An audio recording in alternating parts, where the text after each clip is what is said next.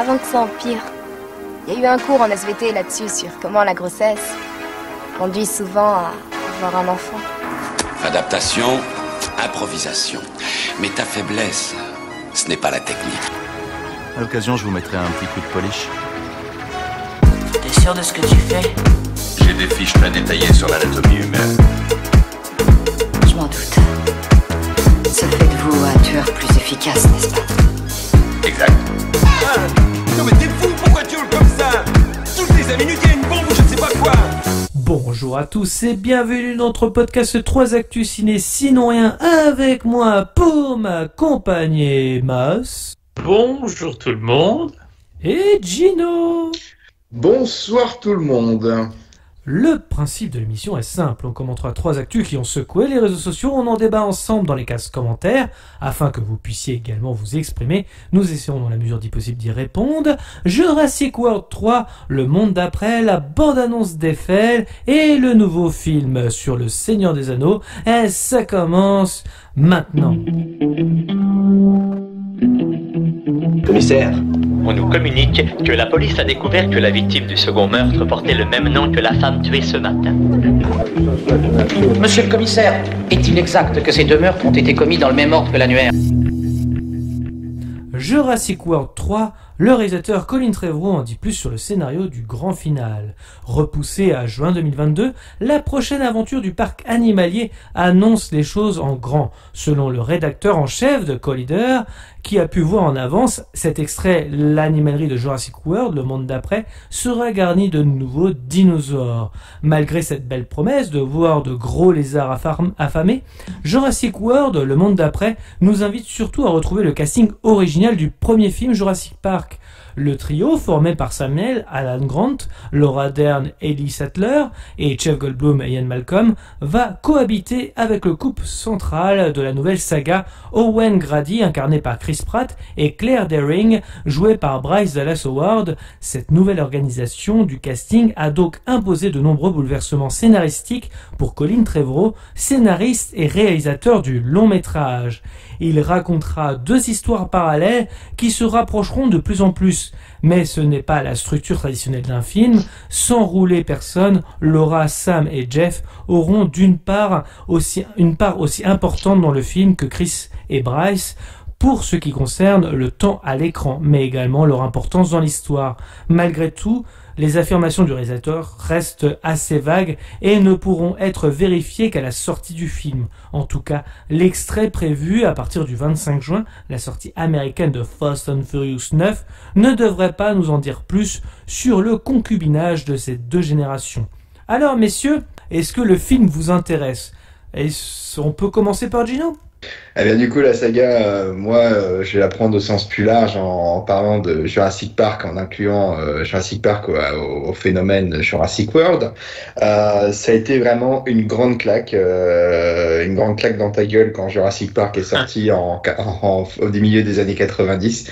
Quel spectacle, Surtout quand t'as vu qu'ils avaient créé des raptors, quoi. Surtout quand ils avaient créé des raptors. Là, j'étais sur le cul, si tu veux, j'en pouvais plus. Non, c'était génial. Mais mine de rien, sans Raël, on n'aurait pas eu de clonage, on n'aurait pas eu Jurassic Park. C'est la poque du mauvais. Hein. Donc non, voilà, moi je trouvais ça super, mais génial, maîtrisé de bout en bout, du Spielberg au sommet de son art, quoi. Et puis avec vraiment les premiers véritables effets numériques qui accompagnent aussi des robots, quoi, des animatronics. Merci, je cherchais le terme et je le trouvais plus. J'allais dire robot comme un vieux boomer, voilà, mais c'est très bien, tu vois. Et non, j'ai trouvé ça, mais d'une force incroyable. Et puis, Sam Neill, Laura Dern, et puis Jeff Goldblum qui nous fait son plus beau rire dans la voiture. Voilà, un grand spectacle avec le regretté Richard Attenborough qui nous a quittés parce qu'il dépensait sans compter. Voilà, c'est sûrement ça qui l'a tué. Voilà, c'est ça qui l'a tué, mais c'était formidable. Le 2, un peu plus faible, et moi que j'ai trouvé de bonne facture, on va dire ça comme ça. Mais j'ai bien aimé le 2, n'en déplaise à certains puristes, mais l'idée était encore à peu près correcte jusqu'au moment où ils ramènent le Raptor à San Diego. Si je dis pas de conneries, à San Diego. Le 3, c'est celui dont j'ai le moins de souvenirs, mais tout aussi, pour moi, intéressant. C'est clairement pas des chefs-d'œuvre, on est d'accord, mais ça passe. On va dire que ça passe, avec le retour d'Alan Grant, ça passe. Et Jurassic World, ah mon Dieu, la déception. C'était pour moi, je pense, l'une des premières sagas que je me voyais où on avait vu les premiers films originaux au cinéma et pour lequel on nous faisait un reboot quelques années après d'une série. Et là, mais alors, mon Dieu, non, mais moi j'ai payé quand même 10 balles pour aller voir Chris Pratt et Omar Sy faire de la mobilette au milieu de Raptor. Donc non, excusez-moi, c'est pas possible. Non. Et voilà. Et puis comment t'appelles pas non plus ton Raptor comme le perroquet dans Rio, tu l'appelles Blue. Non mais attends, c'est bon quoi. Un peu de respect. un peu de respect. Ça, ouais. et puis non, c'est bon. L'idée autant qu'ils ont voulu faire un parc d'attractions, mais en plus il y a quand même une espèce de logique là-dedans où le nom de Hammond est prononcé dans Jurassic World. Donc à la base c'était des bases qui étaient censées être secrètes et des projets secrets qui avaient été un peu après ils ont été révélés par le neveu d'Ingen, tout ça, mais dans ce cas-là il y avait une espèce de trêve comme quoi on devait laisser ces bestioles là en tranquillité. Et là, on vient en faire un parc pour tout le marketing et tout. Et puis là, on part à te faire des méga dinosaures en te mélangeant des gènes, des choses comme ça. On rentre dans du ta gueule, c'est magique, c'est Hollywood. On fait des dinosaures comme on veut. On fait des Godzilla x5, x10. Non, mais le scénario, mais il part dans tous les sens. C'est toujours au dernier moment qu'il y a toujours un truc qui va se passer. Autant t'as jamais peur pour les personnages comme t'as pu l'avoir pour Jurassic Park, le tout premier. Donc pour moi, ce reboot était raté. Le 2, je l'ai pas encore vu et franchement, j'ai pas envie de le voir, malgré que la réal peut être très bonne là-dessus, mais je jetterai un œil, c'est sûr. Le 3, j'ai des affreux doutes, et puis surtout le fait de communiquer sur le fait du retour de Sam Neill, de Laura Dern et de Jeff Goldblum. Ouais. C'est pas un peu un aveu d'échec avant de sortir le film pour dire ça. On fait appel aux anciens pour ramener les gens parce que ceux que... Et ce qui est dommage, tout ce qui était autant dommage en fait là-dedans, c'est que par contre je trouvais qu'ils sont venus à quelque chose de plus simple dans l'affiche qui est sorti avec cette espèce de médaillon avec le Raptor à l'intérieur qui rappelle un peu la sève dans laquelle ils allaient chercher le moustique et puis mais avec la forme du dino du premier Jurassic Park. C'est épuré, c'est simpliste. Autant ça me donne peut-être quelques petits motifs d'espoir, mais je suis pas dupe. Je sais très bien que ça va être une affiche. Voilà. Elle est bien faite. Je suis d'accord avec toi, mais dans ce simplicisme de l'affiche. Dans cette simplicité, j'ai l'impression qu'on veut revenir aux bases, à l'essentiel. Mais vu la direction qu'avait pris ne serait-ce que déjà le premier Jurassic World, j'en doute pas. Voilà. Donc je reste... Si je devais mettre une note générale à la saga, allez-y, voilà, jusqu'au 3, mais arrêtez-vous, quoi. Et Jurassic World, pour moi, n'existe pas, quoi. Ok, bah écoute, moi, je partage pas trop mal l'avis de Gino, mais ok. Désolé d'avoir été long. Non, c'est pas. En même temps, on reparle d'une saga où il y a à peu près 6 films, donc c'est pas forcément évident. Les auditeurs aussi aiment bien m'écouter, donc c'est normal. Ça va les chevilles, non? Du coup, toi, qu'est-ce que tu penses de la saga? Ton rapport à la saga, Meus, et effectivement, le 3e opus, est-ce que ça te hype? Est-ce que l'histoire te donne envie ou pas du tout? Bref, vas-y, je t'écoute. On t'écoute. Moi, grosso merdo, la saga Jurassic Park comme Gino, hein. Enfin, le 1 et le 2 j'aime beaucoup, même si le 2 n'est pas dénué de défauts. Le 1 génial, le 2 bien avec des défauts, le 3 agaçant à cause de tes... Moi je rigole parce que je sais à peu près ce que tu penses du 3. C'est pour ça qui passe son temps à hurler, donc voilà, c'est... Mais bon, ah oui, c'est vrai, et Halloween, j'avais oublié. Mais bon, allez, je vais quand même... je le respecte quand même un petit peu. La saga Jurassic World, après, c'est pas que c'est nul, c'est que...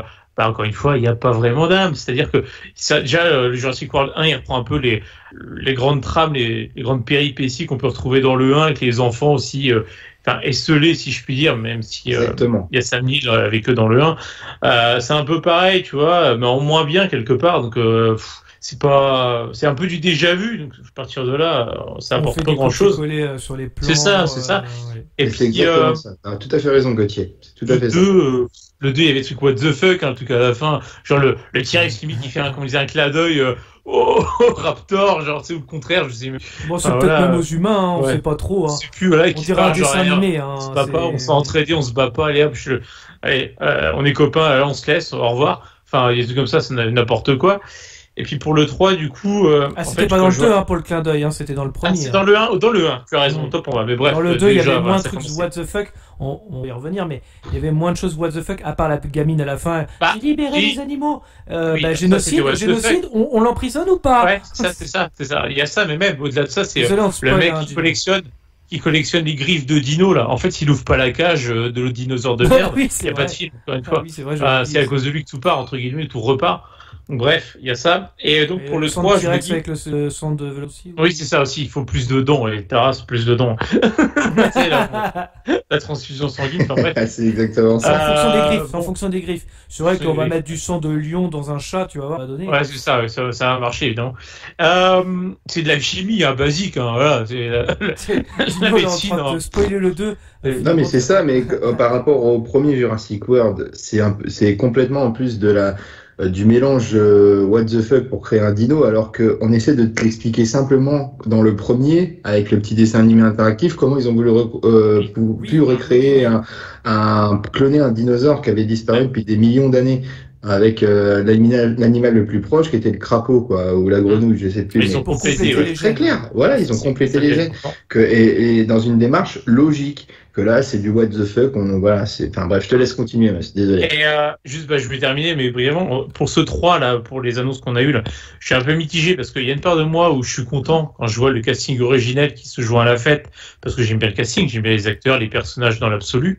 Donc là-dessus là, et en même temps, je me dis c'est quand même un bel aveu d'échec parce que quand t'es pas foutu de t'émanciper du matériau d'origine, c'est que t'as pas vraiment d'idée. Finalement, tu essaies de faire du neuf avec du vieux, et ça me rappelle encore une fois, même si c'est pas le même studio, ça me rappelle la saga Star Wars. Oui. Pareil, on a rappelé les anciens acteurs pour essayer aussi faire appel à la fibre nostalgique des gens, ramener les fans de la première heure.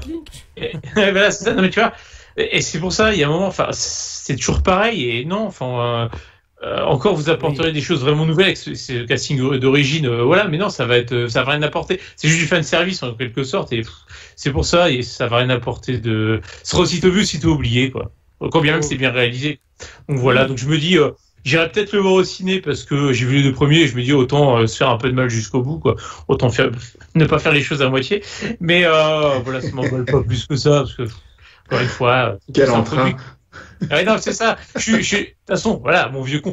Tu as vu une émission avec nous, avec moi, tu les as toutes entendues, puisque je suis toujours mon vieux con de service, mais c'est vrai que là, c'est toujours. C'est notre boomer de l'émission, en fait. C'est ça, je suis le boomer de l'émission. Non, mais là-dessus, je suis d'accord. Je suis d'accord avec toi sur là-dessus. Ça part totalement dans tous les sens, cette saga qui serait même capable de te ressusciter White Knight et Samuel L. Jackson, les personnages qu'il y avait dans Jurassic Park. Il y aura peut-être Timmy et l'avocat aussi. Il y aura peut-être l'avocat. Oui. Bah, l'avocat, ça va être compliqué. Là, il était dans le ventre depuis le début. Voilà, on va faire un sacré clonage. Et encore, il devait aller plus loin dans la saga en faisant des hommes dinosaures. Enfin, bref, heureusement, ils n'ont pas été joués. Oh, arrête, non. Ça rigole quand même.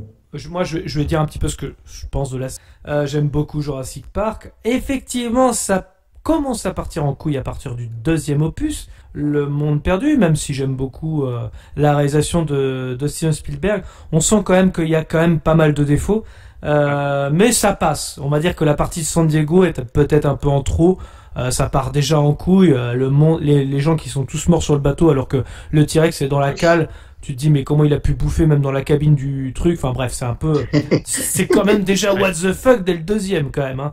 Sans compter le troisième opus qui comment dire, voilà, on arrive à parler avec les Raptors déjà avec la boîte crânienne, tu te dis bon, il y a peut-être un problème quand même, surtout quand Alan Grant essaie de parler avec les Raptors avec la boîte. Dites qu'on dépose les œufs et on part.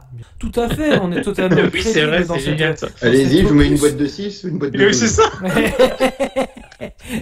Oui, voilà. Qui veut mes œufs frais? Non, voilà, ça commence déjà. Il y a comme déjà des éléments what the fuck qui auraient pu honnêtement être évités si on avait eu un bon scénario. Jurassic World, comment dire, c'est totalement la version Jurassic. Voilà, là où on avait peur avec les Raptors dans le premier opus, dans la scène de la cuisine, ici, bah malheureusement, on fait de la moto avec, donc ça, tu l'as très bien dit, Gino, je partage totalement, et le clin d'œil du T-Rex à la fin, genre, à la prochaine fois, à la revoyure, tu fais what the fuck quand même, alors que pourtant, l'idée d'ouvrir le parc, même si c'est pas cohérent avec ce qui avait été décidé dans Le Monde Perdu, je trouvais ça intéressant. On peut aller vachement loin dans le truc, d'accord ? C'est un peu le côté mercantile qui, quoi qu'il arrive, prend le dessus, quoi, tu vois, tout le temps. La raison, quoi. Il y avait quelque chose d'intéressant. Il y avait quelque chose à explorer. On n'aura jamais retrouvé l'espèce de légère fibre, un peu survival du premier. Oui. Sans être un véritable survival, mais comme dirait Stéphane, c'est un film qui empruntait les codes du slasher. N'importe quoi. Non, mais il y avait ce côté effectivement monstre invincible, mais là c'est pas. Non, mais quand tu parlais de la scène de la cuisine, en effet, il y avait ce petit côté survival un peu dans le premier Jurassic Park, et que t'as plus du tout après, quoi, dans la saga. Honnêtement, quand tu vois la scène du T-Rex aussi, c'est pareil, c'est la même chose. T'as une grosse tension quand il s'échappe de l'enclos, tu fais mais comment ils vont faire? Ici, t'as même pas peur. L'Indominus Rex, je crois, c'est ça qui s'appelle dans Jurassic World. Ouais, je crois, un truc comme ça. C'est que des plans copier-coller. Il s'appelle comme le chien de France 3, je crois, Rex, un truc comme ça. Et tu te dis, mais ce monstre, finalement, on s'en fout un peu. Il fait les mêmes choses que dans le premier film, voire dans le deuxième film. Quand tu vois juste tout simplement que les raptors dans le premier, tu sais, dans la scène de la cuisine qui est mythique, tu sais, tu files ta race, là avant t'es une proie, c'est les chasseurs, voilà, c'est ça. Là, donc tu cours avec, enfin t'es en moto, tu roules avec, y a pas de problème. À quel moment tu peux avoir peur? À quel moment? Tu dis le T-Rex qui s'est échappé de l'enclos, tu flippes ceux qui sont dans la voiture, et même après, je vois, tu sais, quand ils se font poursuivre en Jeep, tu sais, oui, ils sont à fond, etc., qui les rattrapent et tout, tu flippes, enfin, pareil, c'est un chasseur et tout. Bah là, non, tu ressens jamais vraiment ça, quoi. C'est ça qui est dommage. Quand t'as Bryce Dallas Howard avec son fumigène qui attire le T-Rex, comme si c'était un chien, et puis elle est en talon en plus, non, ça n'a pas de sens. Oui, effectivement, c'est les mêmes plans d'ailleurs qu'avec Chef Goldblum et Alan Grant. Oui, exact. Dommage. Que pour les attirer, tu fais, en fait, vous inventez rien. Et ce qui est dommage, parce que l'Indominus Rex, il a quand même pas mal de capacités, mais à aucun moment, il les utilise pratiquement. À aucun moment du film, tu te dis, oui, le pouvoir d'invisibilité quand même de la sèche, tu fais, pourquoi pas, tu peux quand même t'en servir beaucoup plus. Non, il s'en sert pratiquement jamais. Ou pas dans les moments où il faut, quoi. Et après, il y a le deuxième, forcément, de Jurassic World. Je crois que dans le premier, le dinosaure, à un moment, il dit, et nous revoilà dans la voiture. C'est limite. En hommage à Tim. Voilà. Il y a tellement d'hommages dedans que tu les comptes plus qu'il a aucune personnalité, le film. Ça, c'est vrai. Et on a également aussi donc le deuxième opus. Alors, le deuxième opus, quand j'ai vu l'intro, j'ai fait pourquoi pas? Parce que niveau réalisation, niveau peur, avec le T-Rex, puisque la première scène du film, c'est le T-Rex, c'est vachement flippant, et tu penses même au jeu vidéo Dino Crisis, si jamais vous avez joué au jeu. Il est bien, j'avais fait le 2. Ouais, c'était limite vraiment une scène qui rappelle beaucoup le premier Dino Crisis. Et j'ai fait, mais c'est génial de faire ça. En fait, j'avais l'impression qu'ils allaient plus dans l'horreur dans le deuxième opus. Tu fais, pourquoi pas, je suis client, je suis là. Mais après, ça s'est transformé en gros n'importe quoi.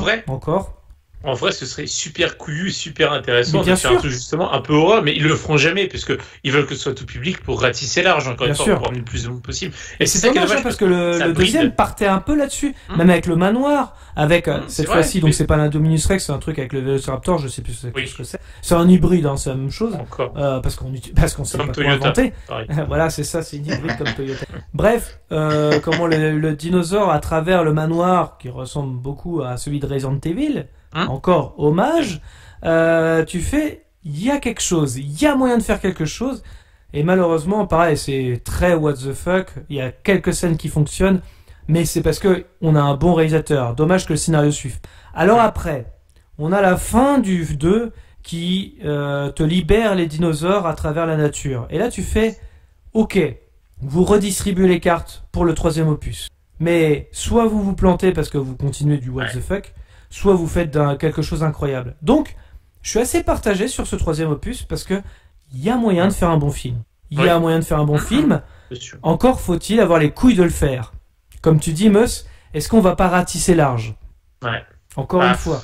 Parce que là, honnêtement, c'est ce que je disais, hein, la petite fille qui libère les dinos à la fin, c'est un génocide. C'est un génocide. Ah oui, littéralement. Ouais. Donc, est-ce que... Parce qu'il y aurait tellement moyen de faire un truc à la Mad Max, genre les dinosaures ont limite conquis le monde, quoi. On parle du monde d'après, donc il y a moyen. Je vois mal les dinosaures avec les bagnoles quand même de Mad Max, quoi. Non, mais pas dans ce sens-là. Mais genre, en fait, l'humanité, c'est un petit peu à la Terminator. Avec des globulars. Hein? Le T-Rex qui est devant, le globular. C'est Denver. Denver. La famille Dino. Il y aurait tellement, tu vois, un truc, l'humanité a eu du mal à s'en sortir. Il y a quelques survivants, mais un truc à la Mad Max, quoi. Il y a tellement moyen. Ça marche que sur un continent, parce qu'a priori, si t'as des dinosaures marins à la rigueur, mais bon, pour les autres terrestres, ils peuvent pas aller sur les autres continents, a priori. Enfin, bref. Ah bah après, oui, ce serait fermé un petit peu à la 28 jours plus tard avec l'anglais. Ouais, c'est ça, ouais. Carrément. À voir comment ils vont exploiter ça, c'est sûr. On en sait trop peu pour le moment, mais bon.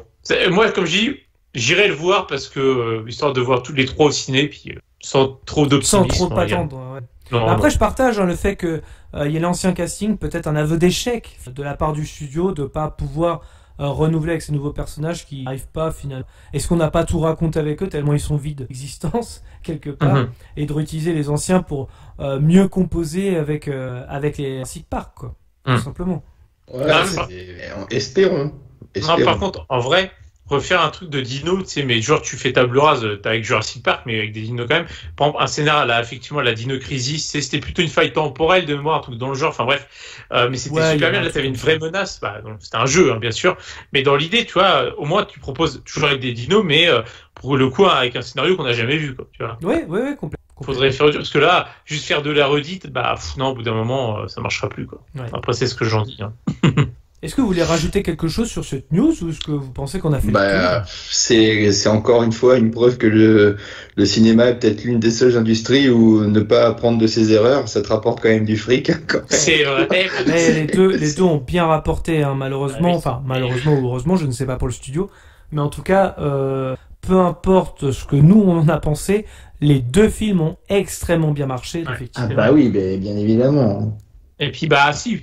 C'est bien pour la jeune génération, parce que nous, maintenant, on considère un peu des vieux briscards, mais pour les milléniaux, c'est sûr qu'ils connaissent peut-être pas très bien les premiers films, c'est comme ça qu'ils découvrent l'univers aussi, c'est pour ça que ça marche. Nous, encore une fois, en 93, on était hyper jeunes pour le coup, mais ça excitait tout le monde, tu vois. Là, c'est pareil, tu t'as jamais vu les anciens, tu connais très peu, tu vois un nouveau en salle. Mais même le premier Jurassic Park, si t'avais l'impression que c'est avec un jugement de jeunesse et de nostalgie, tu peux te dire que c'était génial et absolu, ça se regarde encore toujours aujourd'hui, c'est toujours aussi efficace. Ça, là-dessus, rien à dire, Et d'ailleurs, pourquoi peut-être mieux, d'ailleurs, ils vieilliront mieux certainement que les Jurassic World, parce que Jurassic World, on pense à beaucoup plus utiliser les images de synthèse, question aussi de coût et de temps. Hein. Sauf peut-être le deuxième, parce que le deuxième était vachement animatronique pour le coup. De Jurassic World. Et là, c'est pour ça aussi que j'ai apprécié la réal. Parce que je me suis dit, déjà, au niveau de la direction artistique, on était sur du high level, contrairement au premier opus qui était très très synthèse. C'est vrai. On y croyait plus. Mais globalement, encore une fois, sur certains dinos qui seraient trop compliqués, trop chiants à faire, encore une fois, en termes de temps et de coût, certains sont plus faits en images de synthèse, ce qui se comprend. Mais du coup, je pense qu'ils vieilliront peut-être un peu moins bien que les Jurassic Park originaux. On verra. Bien sûr, le temps le dira. Fera son œuvre. Bien sûr. Et bien, on va pouvoir passer à la deuxième news. On va parler de tout simplement un film français, Eiffel, la bande-annonce. Le drame historique attendu de cet été, c'est bien Eiffel, le nouveau film de Martin Bourboulon, donc celui qui a réalisé Papa ou Maman, et aussi le deuxième opus d'ailleurs. L'histoire de la création du monument parisien aura droit à un casting de choc composé donc de Romain Duris et de la comédienne la sartoise Emma Mackey. Donc de la série Sex Education sur Netflix. À travers cette mise en contexte de la construction de l'édifice, Eiffel racontera également l'histoire d'amour entre Gustave Eiffel et son amour de jeunesse, Adrienne Bourguès. Et bien que le projet, Adrienne, c'est ça. Et bien que le projet soit enfin prévu dans les salles de cinéma à partir du 25 août 2021, il a mis du temps à se mettre en place, une histoire qui date des années 90, une histoire pleine de rebondissements que la scénariste du film, Caroline Beaugrand, a dévoilé en grande partie dans cette bande-annonce et de son ouvrage qui est le film Eiffel et moi. Messieurs, qu'avez-vous pensé de cette bande-annonce? Je commence. Ouais, on va Vas-y. commencer par Mus des fois. Honneur aux dames. Ah, merci, vous êtes moi, étonnamment, tu vois, j'ai trouvé ça vraiment sympa. Quand j'ai vu ça, je me suis dit, pourquoi pas? Parce que je suis pas du tout biopic en général. Je trouve ça, dans la plupart des cas, malheureusement, c'est chiant. Voilà. C'est vrai, faut être honnête. En général, c'est ça. Ah, en général, c'est chiant, quoi. Ça en fait des tonnes, ça lèche le cul, en éludant les aspects sombres, des fois, de la personne. Enfin, bref. Souvent, ça m'intéresse pas trop. Mais là, je me dis, en fait, c'est pas forcément le biopic en lui-même, c'est l'histoire de manière générale, parce que la retranscription historique, elle a vraiment bien fait, étonnamment. Enfin, pour un film français. Ouais, ça, il y a le pognon, hein. Ah ouais, full pognon, ça l'a vraiment bien fait pour le coup, que ce soit les costumes, l'atmosphère, la construction de la tour, etc. Enfin, tout elle a vraiment bien fait. Et je suis agréablement surpris pour le coup. Au-delà de ça, on a Romain Duris dans le rôle principal, qui est quand même un très bon acteur, je trouve. Donc ça aussi, c'est assez rassurant. C'est notre Belmondo à nous, ça. Ouais, enfin, franchement, c'est un bon acteur et là, je suis content de voir un projet comme ça. Tout a l'air vraiment bien fait au niveau costume, décor et tout ça. Et puis au-delà de ça, il y a juste une crainte que j'ai en voyant cette bande-annonce. J'espère juste que l'histoire d'amour sera pas trop gnangnan, va pas venir un peu affaiblir l'ensemble, parce que je me dis, il y a beaucoup de choses à raconter, je pense, sur l'exposition universelle, un peu Eiffel en lui-même évidemment, mais j'espère juste que l'histoire d'amour va être bien traitée, ni trop gnangnan, ni trop effacée, voilà, enfin, que ce soit bien équilibré. Ouais. C'est juste ça. Mais de manière générale, par contre, voilà, je me dis ça peut être un projet assez sympa, effectivement, et être un vrai bon biopic pour une fois, intéressant potentiellement en tout cas. Donc pourquoi pas? Pour le coup, je me dis pourquoi pas. Je suis assez plutôt optimiste, voilà, plutôt bienveillant au sujet de ce projet. Voilà. Et toi, Gino? Ouais, non, mais là-dessus, c'est un film, moi, qui m'emballe. On va dire ça comme ça, la bande-annonce. Et puis, je l'avais déjà évoqué dans mes éventuelles futures surprises de 2021 quand on avait fait la liste à l'époque. J'ai dit, pourquoi pas un biopic sur Gustave Eiffel? Moi, ça m'intéresse. Je suis friand d'histoire, tout ça. J'adore ça. Après, pour beaucoup Eiffel 65 en plus. Eiffel 65 en plus, donc je peux cumuler les totalement. I'm Blue, tu vois, les infos se rejoignent avec Jurassic World. Exactement, j'y ai pensé. Il y a un lien. Mais en fait, pour rebondir un peu sur ce que tu dis sur le biopic où ça lèche le cul allègrement, mais je pense que c'est normal d'un sens. Le mec qui va faire un biopic sur une personne passée, il doit avoir déjà un premier avis favorable sur cette personne pour traiter le biopic, quoi. Généralement, il y a forcément une passion derrière, quoi. Ouais, exactement. Donc je pense que forcément ça peut jouer, quoi. Mais après, oui, c'est sûr, ce sera pas un biopic à la Jordan Belfort sur le Wall Street, ça, c'est certain. Exactement. Par exemple. C'est le meilleur biopic du monde, ceci dit en passant. On n'a pas beaucoup de bons biopics, ça c'est vrai. Moi, ça reste souvent on va mais transformer un peu la véritable histoire. Oui, voilà, mais c'est vraiment le contre-exemple parce que c'est un film qui t'a fait aimer un personnage qui aurait pu être détestable sous plein de points. Et ça, c'est vrai. Et pour en revenir à Eiffel, je pense que l'histoire d'amour sera peut-être un peu centrale pour des raisons que tu évoqueras, Gauthier, qui a plus creusé le sujet que moi. Et du coup là, elle serait, par rapport à ce que m'a expliqué Gauthier en off, c'est qu'elle serait pas galvaudée et elle aurait toute sa place, si tu veux, dans ce biopic. Il te racontera quand il n'y a pas de Tour Eiffel, vraiment. Voilà, c'est ça. Clairement, en résumé, Gauthier expliquera un peu plus, mais sans cette Adrienne Bourgès, il n'y aurait pas eu de Tour Eiffel, si tu veux.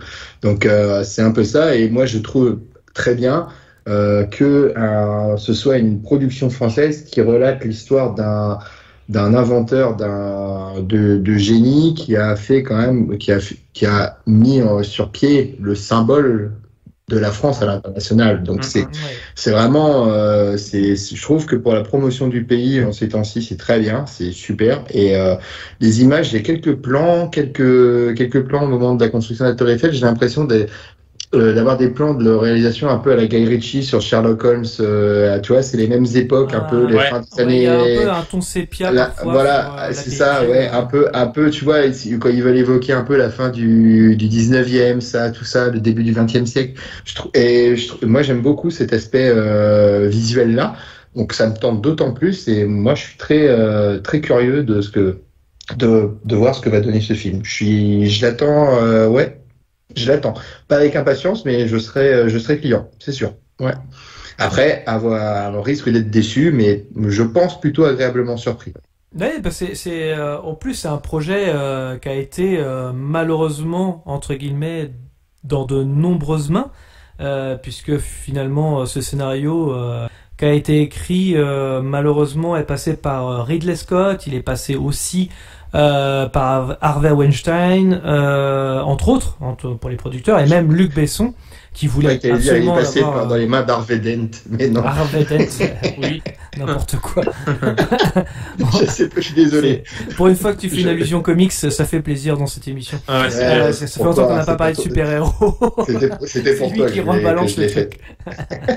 Donc oui, c'est passé par de nombreuses mains depuis en plus, issu d'un mensonge, voulait absolument vendre un projet en tant qu'étudiante.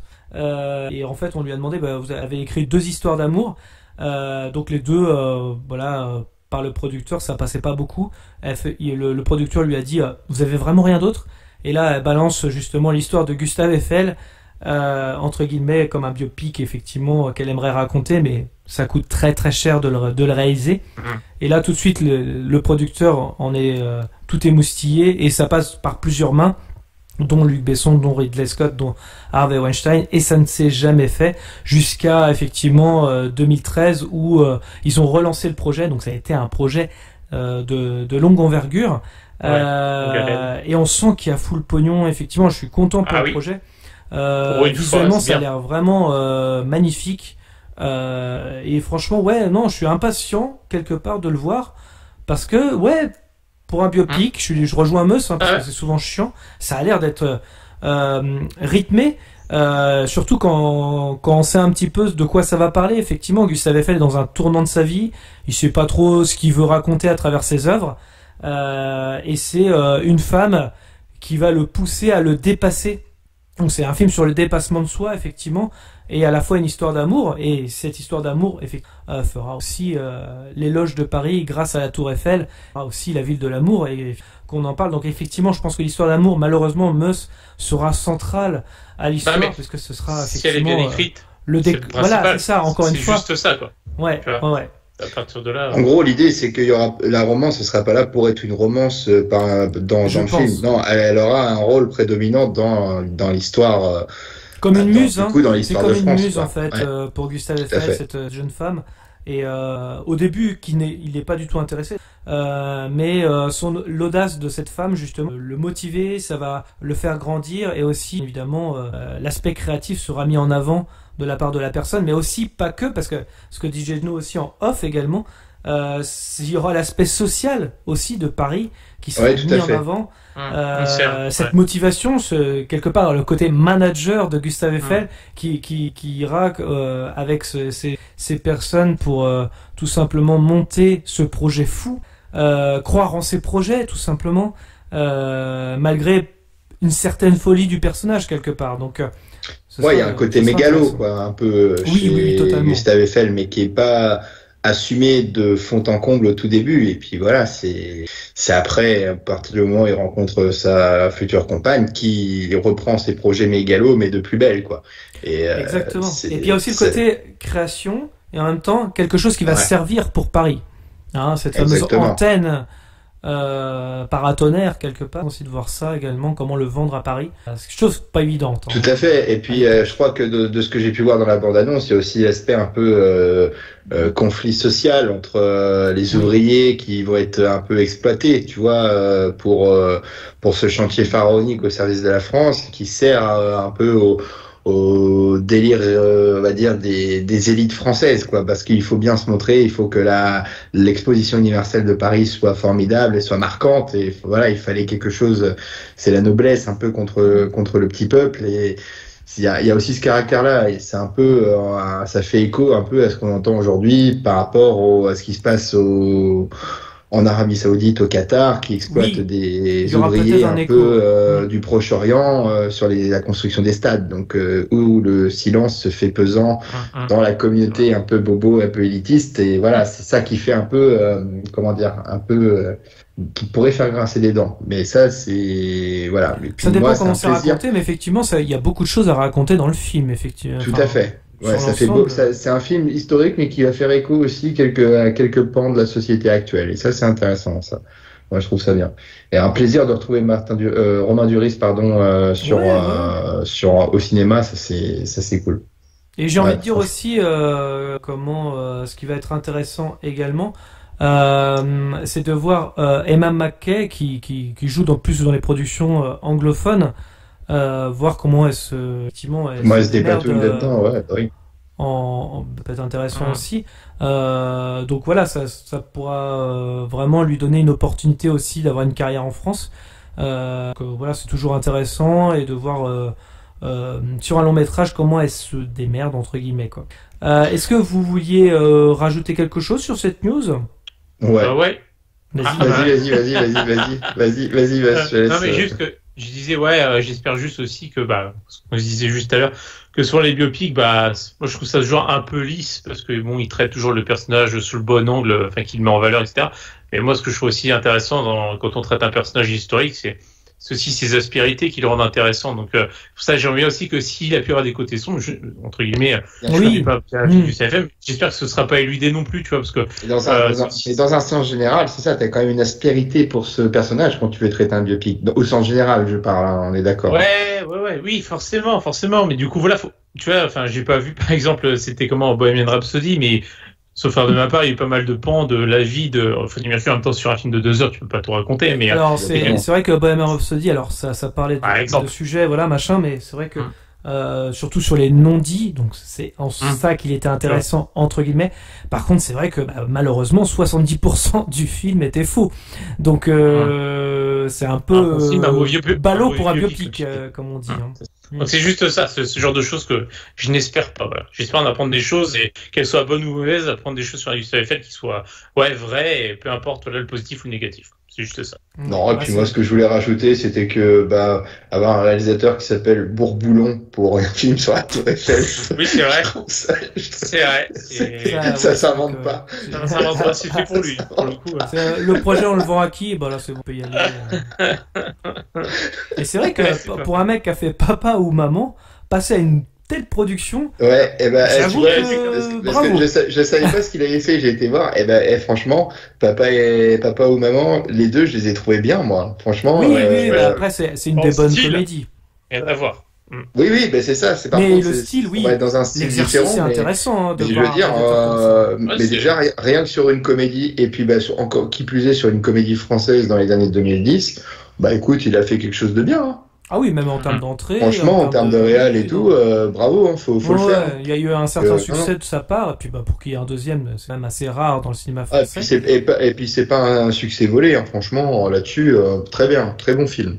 Clairement. Voilà, c'est marrant de passer à une comédie, de dire tiens, je vais faire un biopic sur Gustave Eiffel, assez ambitieux en plus. Le gars intéressant à voir par la suite ce qu'il va faire. Ça me rappelle, j'espère qu'il fera pas son Olivier Dahan et un peu bizarre, mais j'ai cru lire qu'il voulait faire des trucs un peu genre les Trois Mousquetaires avec des personnages, un sur D'Artagnan, l'autre sur Milady. Ça pue un peu la merde comme projet, si tu veux, mon avis. Les Trois Mousquetaires en général. Façon, quand t'as eu Albert et le 5e mousquetaire, déjà, on peut pas faire mieux que ça. Ou l'homme au masque de fer. Même, les Mousquetaires, ça vaudra jamais l'adaptation de Paul W.S. Anderson, avec Mila Jovovich. Jamais. Ça, je peux vous l'assurer. Oh là là. L'adaptation fidèle. Oui, c'est ça. Exactement, fidèle. L'œuvre de Tolkien est vaste, et Hollywood a de quoi faire en tirer des adaptations à la pelle, alors qu'une série sur le Seigneur des Anneaux est en tournage pour Amazon Prime. Un nouveau film est également en préparation, un métrage qui reviendrait sur le moment crucial de l'histoire de la trilogie du Seigneur des Anneaux. Après le Seigneur des Anneaux de Ralph Bakshi, qui mêlait animation et prise de vue réelle, ou encore Le Retour du Roi de Arthur Rankin Jr. et Jules Bass, qui était en complète animation 2D. Ce nouveau film, intitulé The War of Rohirrim, renoue avec la tradition de l'animé. Bien avant l'implication de Peter Jackson, l'œuvre de Tolkien avait toujours été adaptée au travers des dessins. Ce film d'animation se concentrera sur le 9e roi du Rohan, Helm Hammerhand, et exposera l'origine du fameux gouffre de Helm, lieu de la célèbre bataille du Seigneur des Anneaux, les 2 tours. À la réalisation, on retrouvera Kenji Kamiyama, qui on doit notamment la série animée Kenji Ghost in Girac. the Shell, Standalone Complex. Quoi tu disais, Gino? Kenji Girac, qu'on l'appelle dans le privé. C'est pas le même. Et au scénario, on retrouvera Jeffrey Addis et Will Matthews qui sont déjà derrière le superbe Dark Crystal, Le Temps de la Résistance. Mais une ancienne de la trilogie cinématographique va faire son retour en tant que consultante. En effet, la scénariste oscarisée pour Le Seigneur des Anneaux, Le Retour du Roi, Philippa Boven, viendra prêter main forte à la nouvelle équipe. Le projet, chapeauté par Warner Bros. Animation et New Line Cinema, est déjà sur les rails avec un casting voix et l'animation en cours d'exécution. Un gros projet qui devrait arriver sur grand écran et ainsi échapper à la mise en ligne sur HBO Max. Avec l'énorme communauté de femmes qui entoure le roman de Tolkien, ce nouveau film va créer une grande attente, une sacrée pression pour l'équipe artistique de Choc. Mais avec les talents combinés de chacun, on espère quelque chose de grandiose. Messieurs, qu'est-ce que vous en pensez de cette news? Nouveau film d'animation du Seigneur des Anneaux. Dites-moi tout. On commence par Gino? Bah écoute, moi le projet, j'en avais pas entendu parler du tout. C'était quand on a eu cette news à traiter, j'étais complètement surpris. Je pensais qu'on allait justement parler de la future série d'Amazon Prime. Et non, mais au contraire, moi je suis plutôt content et enthousiaste à cette idée-là. On est quand même rarement déçu à ce qui s'apparente au Seigneur des Anneaux, si j'exclus le Hobbit, bien sûr. Voilà. Mais ce qui touche au Seigneur des Anneaux comme ça, il faut pas se mentir, c'est quand même pour moi la saga avec Star Wars où tu as un univers qui est vraiment à part, où tu peux raconter foultitude d'histoires sur diverses époques. C'est quand même une mine d'or. Tolkien, il avait une imagination débordante qui peut se transmettre à d'autres. Donc ça, là-dessus, aucun problème avec ça. Tant que ça ne vient pas empiéter sur des sur des contes ou des faits qu'on aurait pu avoir entendus dans les 3 premiers films ou lus dans les bouquins, que moi d'ailleurs je n'ai pas lu parce que j'ai pas la patience pour lire autant de pages. C'est écrit trop petit. Il y a beaucoup de descriptions aussi dans les livres. Et il y a pas d'image en plus, donc si, t'as des versions illustrées, si tu veux. Ouais, mais ça fait encore plus de pages, donc non. Donc non, mais là-dessus, intéressant, parce que c'est vrai que justement, je pense que c'est une des choses que moi j'avais envie de voir un peu exploiter, la création du gouffre de Helm, parce que cette forteresse un peu dans la montagne où va se réfugier le Rohan.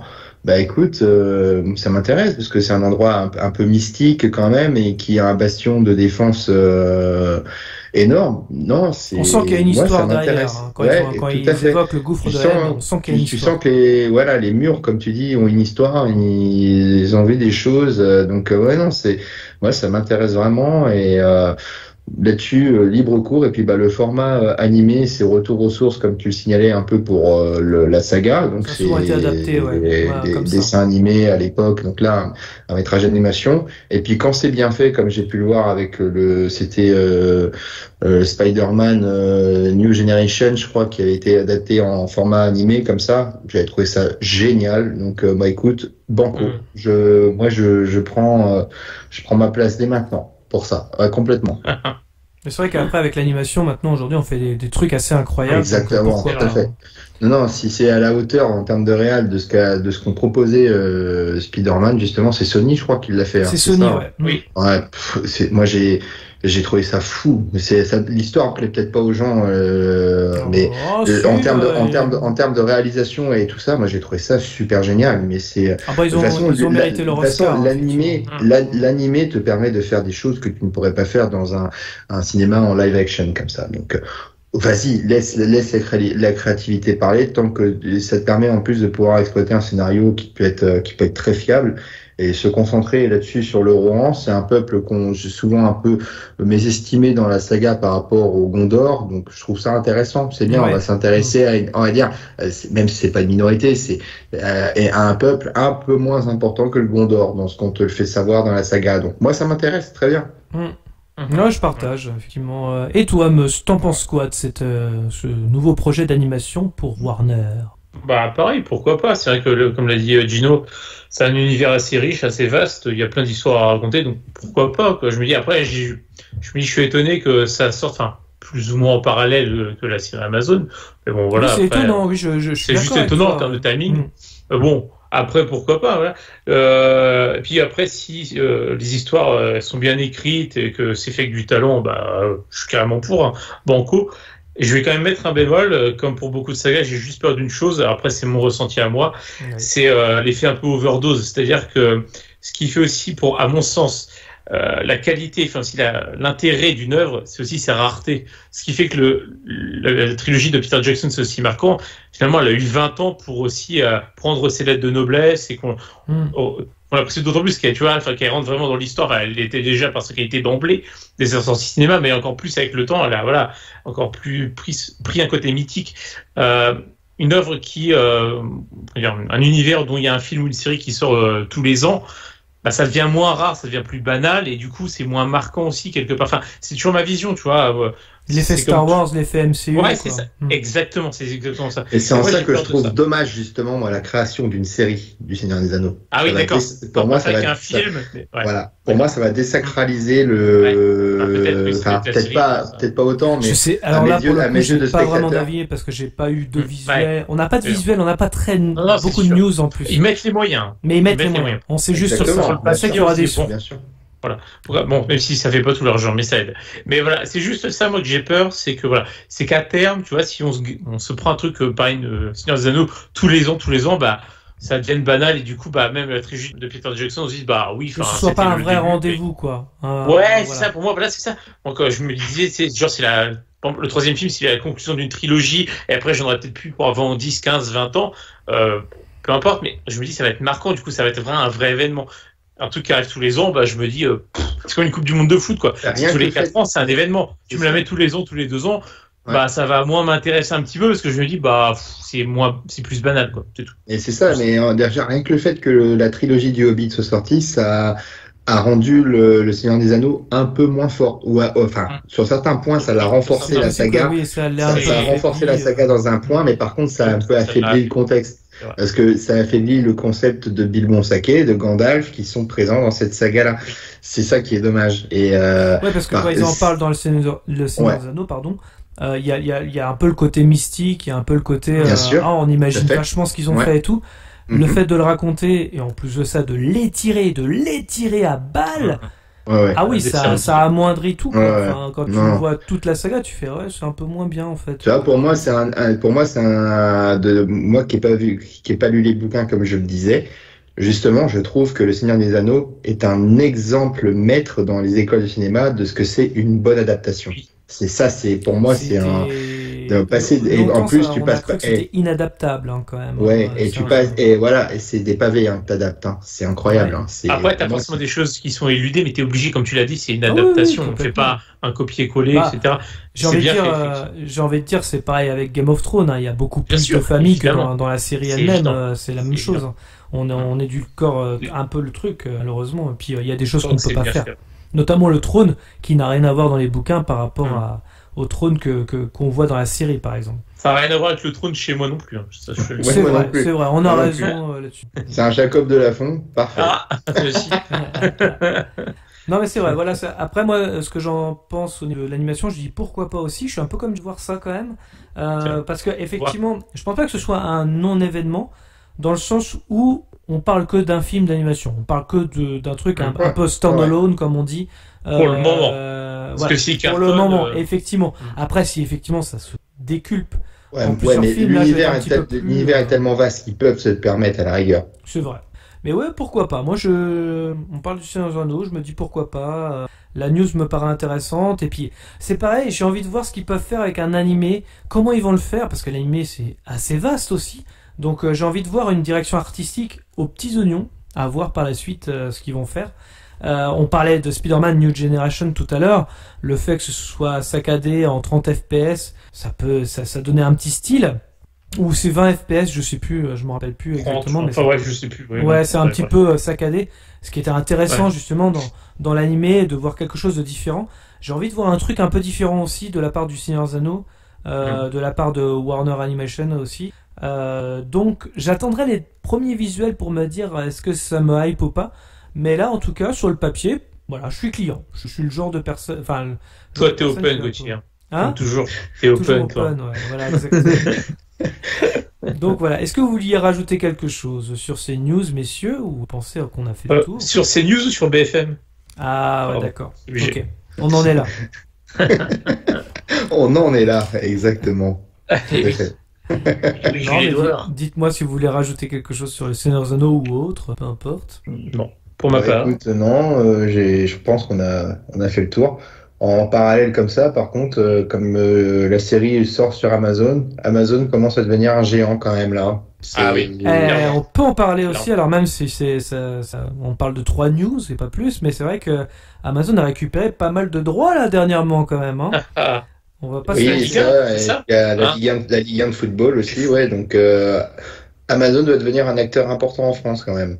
Ça c'est indéniable et je pense que justement c'est une aparté par rapport au cinéma, mais l'octroi de ces droits du foot là va permettre aussi d'aller chercher des parts de marché pour le ciné. Ça c'est intéressant.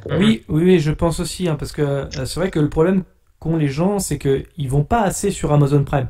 Ils sont souvent Prime, ça y a pas de problème, mais on va dire qu'ils vont pas forcément sur le service de VOD. C'est ça qui est un peu malheureux. Et leur menu est un peu il est pas terrible le menu malheureusement, contrairement à Netflix ou. Ça c'est vrai. Ça c'est le Disney+, point faible d'Amazon. Va mettre Prime. en avant ça s'améliore. Mais il faut que ce soit un peu plus responsive. Le fait qu'ils aient les droits du foot, bon, ça, comme tu dis, ça va amener vraiment le public et à découvrir vraiment le catalogue cinéma, voire même série. Et j'incite vraiment les gens à le faire parce qu'il y a des choses vraiment très, très, très intéressantes sur la plateforme. Donc, voilà. Et le fait que ça va amener des gens vers le cinéma que propose Amazon, c'est que le modèle économique d'Amazon étant une société très forte financièrement, n'aura pas besoin de mettre des tarifs d'abonnement super élevés pour le football.